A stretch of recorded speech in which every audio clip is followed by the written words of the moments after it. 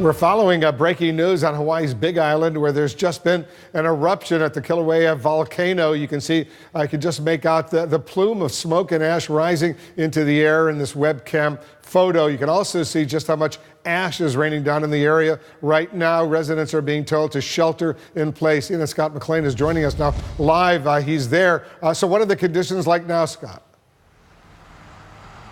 Yeah, Wolf, so I think people here in the volcano area, the town here is actually called Volcano, have actually dodged a bit of a bullet because the rain is coming down fairly heavily, which is dissipating some of that ash and putting it down on the ground and diluting it a lot faster. But you can see there from those images, those early webcam images, just how much debris is raining down in this area. They said that this would blanket the area with ash. It's blowing sort of more toward the northeast, but they said the plume itself could reach as far as Hilo, which is an hour plus away from where we are. Now, we are on the edge of the Hawaii Volcanoes National Park entrance, and the reason we're not going any further is because authorities actually aren't letting us stop anywhere for the next 10 miles because it's simply too close to that main crater that is giving off those eruptions. I can tell you right now that there are some air quality issues for sure.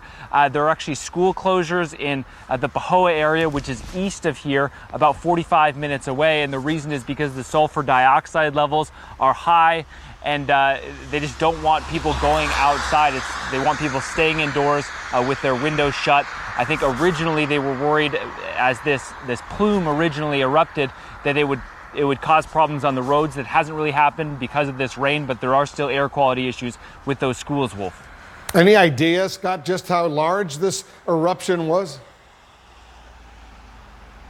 Yeah, it is hard to say at this point, but Wolf, this was not the big one. They are still warning that there could be other explosions inside that main crater at the summit of Kilauea, which is called Halema'uma'u.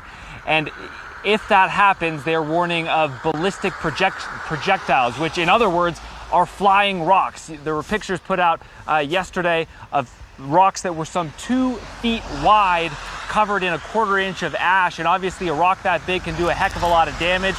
And they're warning that future explosions could be even bigger than that. Obviously, that is definitely in the back of people's minds here.